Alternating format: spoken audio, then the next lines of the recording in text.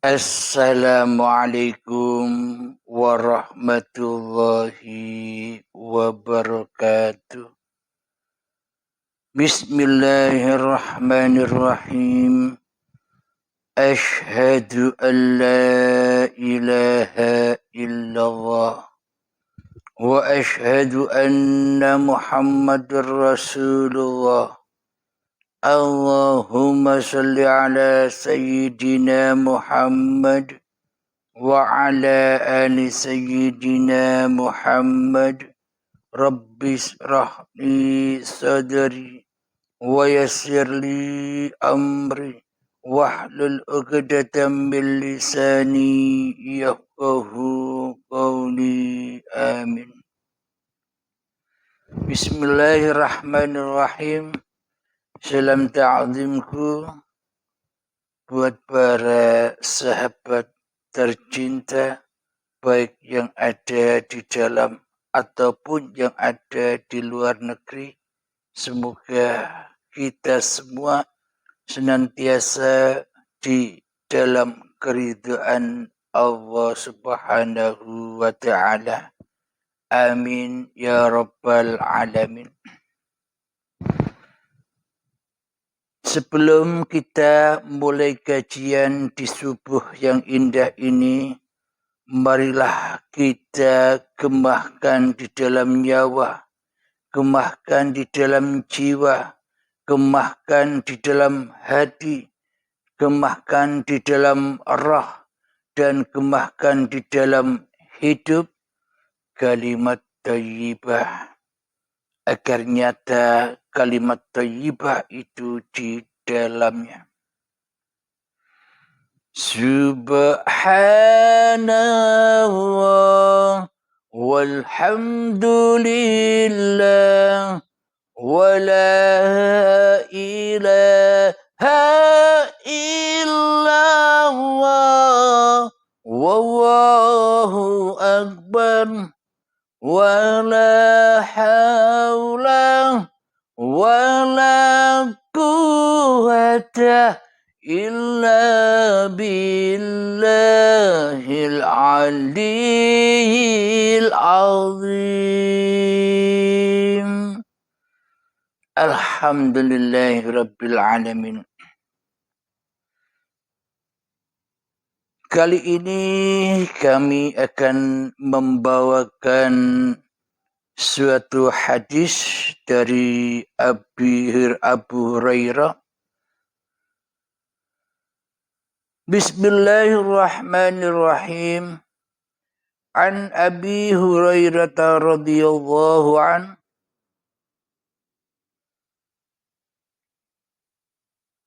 anna an-nabiy sallallahu alaihi wasallam qala idza mata al-insanu inqata'a amaluhu illa min thalathin illa min sadaqatin jariyatin aw ilmin yantafa'u bihi aw waladi solihin yad'ulah, yang artinya dari Abu Hurairah radhiyallahu an berkata, Rasulullah bersabda, apabila manusia itu meninggal dunia, maka terputuslah segala amalnya kecuali 3, yaitu sedekah jariyah. Yang kedua, ilmu yang bermanfaat atau anak yang soleh yang mendoakan kepadanya. Sadaqallahul azim. Bismillahirrahmanirrahim. Lama sudah kita selama ini memahami hadis di atas, yakni ketika manusia kedatangan kematiannya, maka terputuslah semua amal-amalnya kecuali 3, yakni amal jariyah, ilmu yang bermanfaat, dan yang ketiga anak yang soleh yang selalu mendoakan kepadanya. Alhamdulillahirabbil alamin. Bismillahirrahmanirrahim.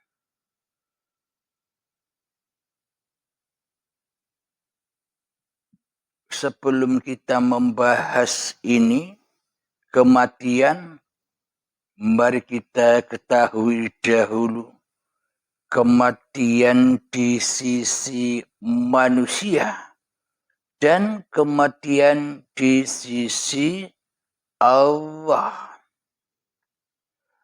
Jadi selama ini yang kita anggap sebuah kematian di sisi manusia kita adalah yakni kematiannya badan manusia inilah yang dikatakan sebuah kematian. Karena dengan kematian badan inilah terputuslah ilmu yang diaku-akuinya sebagai ilmunya. Dengan kematian badan inilah terputuslah amal jariah yang diaku-akui sebagai amalnya. Terputuslah linapsinya.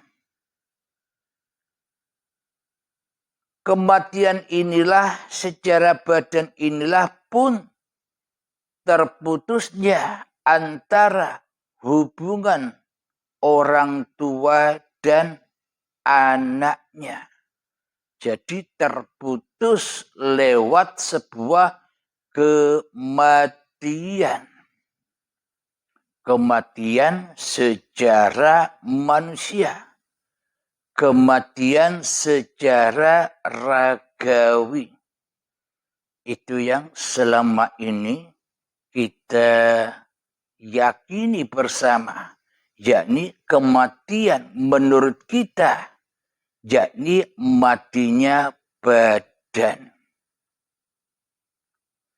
Jadi memang bila manusia setelah matinya badan terputuslah. Amal-amalnya semua terputus. Ketika badan manusia sudah mati, ilmu-ilmunya pun juga terputus. Karena manusianya sudah mati. Dan anaknya pun juga terputus hubungannya. Ketika datang kematian kepada kedua orang tuanya, maka tak akan bermanfaat amal-amalnya ketika manusia sudah mati badannya. Mana mungkin manusia bisa beramal bila badannya saja sudah mati?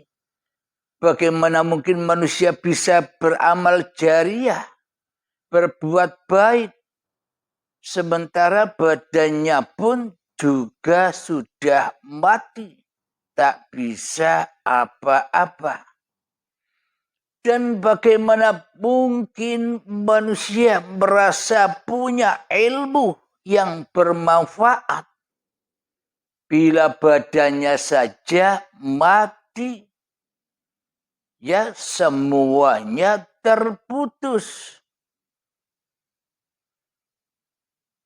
Ilmunya pun terputus ketika badan sudah mati. Serta hubungan famili atau anak kerabat pun juga terputus bila manusianya sudah mati. Tak ada kata ilah lagi, sudah terputus. Kalau di hadisnya itu kan ilah salas, kecuali 3, yakni amal jariah, ilmu yang bermanfaat, dan anak yang soleh yang mendoakan kepada orang tuanya. Inilah bunyi hadisnya.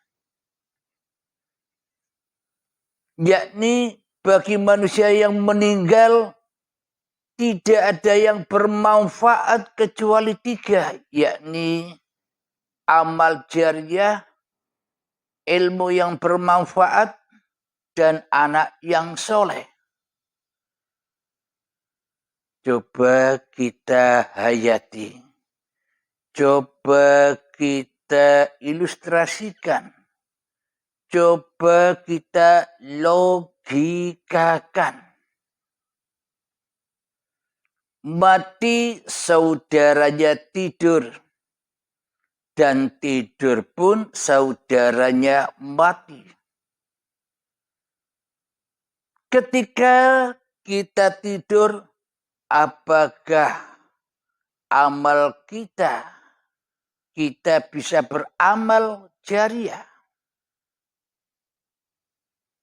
Ketika kita tidur, apakah kita masih bisa menggunakan ilmu-ilmu kita yang serba tinggi, ilmu-ilmu kita yang serba luas, apabila kita tertidur dengan nyenyaknya?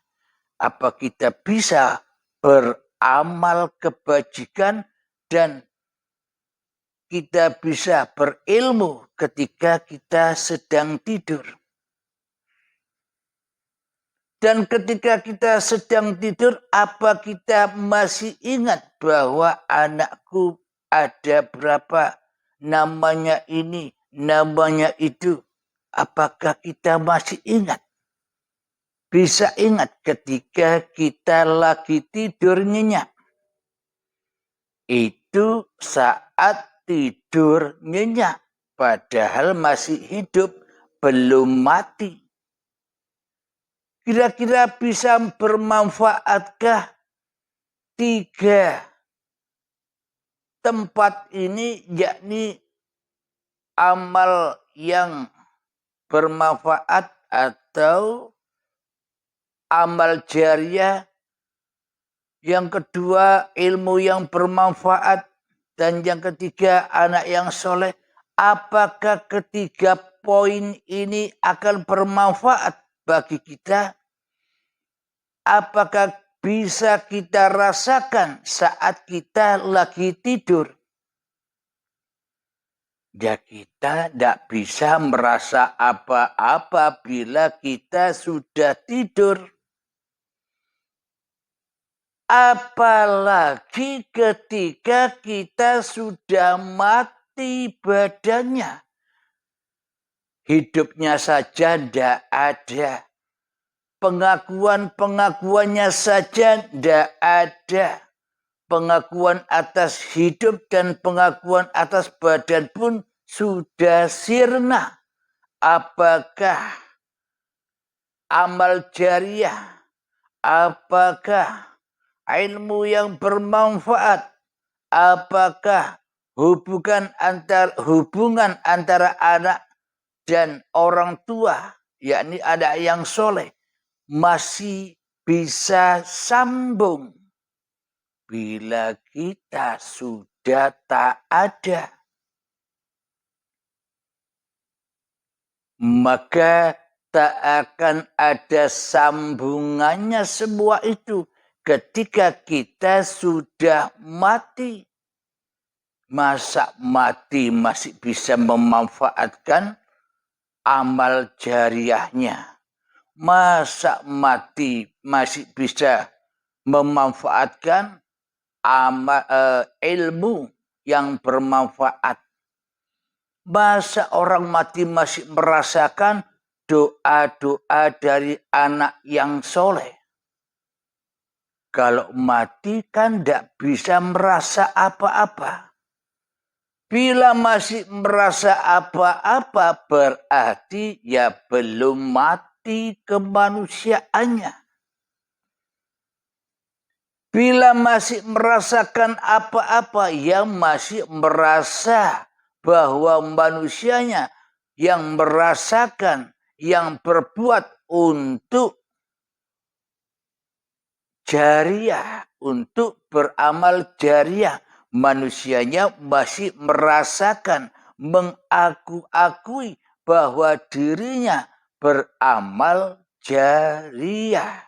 Masih linapsi. Dengan ilmu yang bermanfaat juga, bila ilmu yang bermanfaat ini akan bermanfaat bagi manusianya, pasti manusianya yang tidak mati. Dikala manusianya masih hidup, merasa ilmunya tinggi, merasa ilmunya yang bisa membanggakan dirinya, ilmunya yang bermanfaat bagi dirinya. Untuk apa? Untuk gaya-gayaan, untuk bangga-banggaan, untuk mulia-muliaan, karena ilmunya masih diaku-akui sebagai ilmu manusianya. Ya belum terputus. Sambung. Anak yang soleh juga. Apakah mungkin orang mati bisa merasakan sambungnya hubungan sanak famili antara anak dan orang tuanya? Bila orang tuanya masih merasa hidup, ya pasti masih sambung. Akan tetapi bila manusianya sudah mati, bagaimana mungkin bisa sambung? Manusianya wong sudah tidak ada. Apakah mungkin sang mayat? Apakah mungkin orang mati bisa merasakan tiga hal di atas? Yakni amal jariah, yang kedua ilmu yang bermanfaat, dan yang ketiga anak yang soleh. Apakah mungkin orang mati bisa merasakan tiga hal di atas itu? Selama ini kan kita tidak pernah memahami secara logikanya, secara kenyataannya. Selama ini kita mengambil faham sebuah Al-Quran dan hadis hanya demi hawa nafsu kita sendiri. Akhirnya penjabarannya mengandung tentang badan ini. Penjabarannya hanya sesuai syariat badan ini. Sehingga semua jauh dari kenyataan kepahaman yang sebenar-benarnya. Karena hawa nafsu tidak akan pernah rela, hawa nafsu tidak akan pernah ridho bila hawa nafsu diri kita ini ditiadakan di hati kita. Kita selama ini tidak rela bila kita tak ada. Selama ini kita di hati kita tidak rela bila kita tak wujud. Selama ini kita di hati kita tidak pernah rela bila kita tak hidup. Selama ini kita takkan pernah rela bila diri kita ini tak punya kuasa apapun. Maunya hawa nafsu, wujud ini adalah wujud diri manusianya, hidup ini adalah hidup diri manusianya, kuasa ini hanyalah kuasa diri manusianya. Allah ditiadakan perannya, Allah ditiadakan kewujudannya, Allah ditiadakan kekuasaannya. Hingga yang jadi Tuhan di dalam hati kita bukan Allah, tapi diri kitalah yang merasa jadi Tuhan, yang mentuhani atas hidup dan badan kita sendiri selama ini. Jadi selama hawa nafsu ini masih menjerat, membelenggu manusianya, maka terputuslah seluruh amal jariahnya. Maka terputuslah segala af'al-af'alnya. Bila manusia masih memegang kekuasaan atas hidup dan badan ini dengan hawa nafsunya, Allahnya goib, Allahnya tiada, maka tak akan bermanfaatlah ilmu-ilmunya meskipun kelihatannya tinggi ilmunya. Semuanya tak akan ada manfaatnya, malah menjadi racun-racun yang akan membunuh dirinya sendiri. Af'al diaku-akui sebagai af'alnya. Amal diaku-akui sebagai amalnya. Sholat diaku-akui sebagai sholatnya. Ibadah diaku-akui sebagai ibadahnya. Anak diaku-akui sebagai anaknya. Semuanya serba hak milik manusianya. Karena manusianya selama ini merasa dirinya sebagai Tuhan Sang Pencipta, pemilik jagat raya ini. Kita selama ini jadi Tuhan tapi rakroso. Pengerane Allahnya ditiadakan di hati kita. Allahnya tidak wujudkan di hati kita. Allahnya tidak hidupkan di hati kita. Allahnya tidak kuasakan di hati kita. Akhirnya Allahnya gaib. Akhirnya Allahnya bukan apa-apa dan bukan siapa-siapa. Akhirnya berlakulah laisa kamislihi syai'un,